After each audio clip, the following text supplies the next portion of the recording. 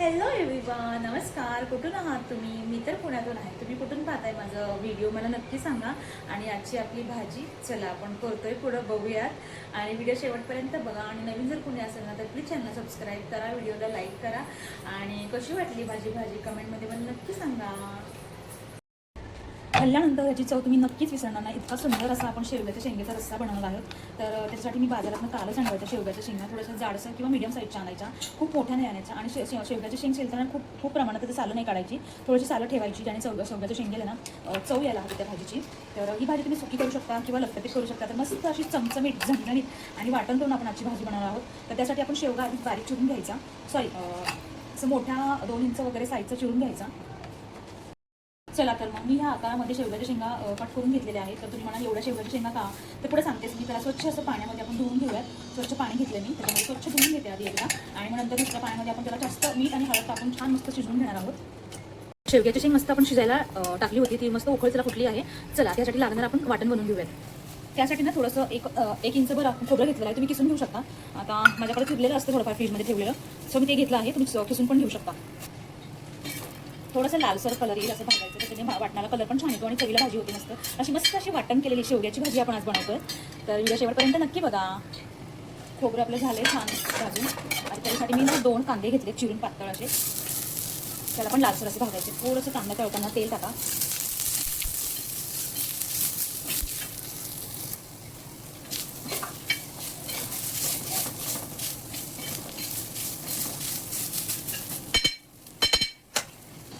कांदा छान तेलामध्ये परतला आहे. तर मी आता गॅस बंद करते आणि कांदा काढून घेते. आता आपण वाटणार आहोत.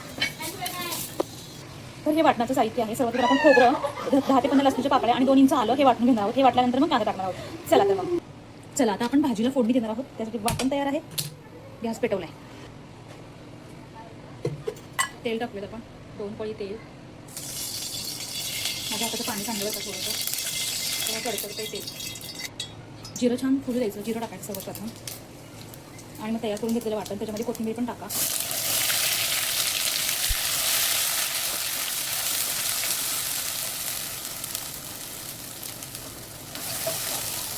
वाटण छान परतलं की त्याच्यामध्ये हळद, 1 चमचा हळद, धने पावडर, लाल मिरची पावडर आणि कांदा लसूण मसाला टाकायचा. एकजीव करून घ्यायचा.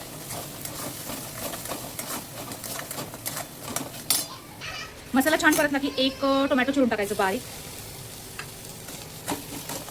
थोडंसं कॅमेरा हलतोय कारण की एका हातात ट्रायपॉड आहे, कारण की माझं ट्रायपॉड काही खूप भारी नाही आहे. सो मी ॲडजस्ट करून एका हाताने भाजी कढई म्हणजे थोडीशी हलती आहे, थोडं समजून घ्या.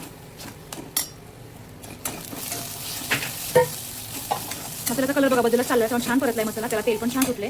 आणि ह्या शेवग्याच्या शेंगा जास्त का टाकल्या होत्या कारण माऊला पण मी हे सूप देणार आहे. तर पाण्यात सकट टाकून घ्यायचा. ज्वारीच्या भाकरीसोबत खाणार आहे. तर थोडीशी मी पातळ ठेवणार आहे, तुम्ही तुमच्या आवडीने घ्या. त्याला झाकून मस्त 1 उकळी घ्यायची. भाजीला मस्त उकळी आलेली आहे आणि तर्री बघा किती छान आलेली आहे. अजून ही भाजी घट्ट होणार आहे. तर चला, बोलण्यामध्ये काय माझं वाकडे तिकडे शब्द गेले असेल किंवा स्लिप ऑफ टंग झाले असेल तर मी समजून घेते, त्याबद्दल खूप सारं थँक्यू. आणि व्हिडिओ शेवटपर्यंत बघितलं त्याच्यामुळे धन्यवाद. असंच माझ्या चॅनलला सपोर्ट करत राहा. नवीन असेल तर प्लीज चॅनल सबस्क्राईब करा, व्हिडिओला कमेंट करा कशी वाटते माझी भाजी नक्की मला सांगा. चला आता मी गॅस बंद करून मस्त भाजी गार्निश करून घेते. कोथिंबीरशिवाय माझं कुठलं काम होऊ शकत नाही स्वयंपाकघरात. यावर तुमचं काय मत आहे नक्की मला सांगा. Bye guys, take care.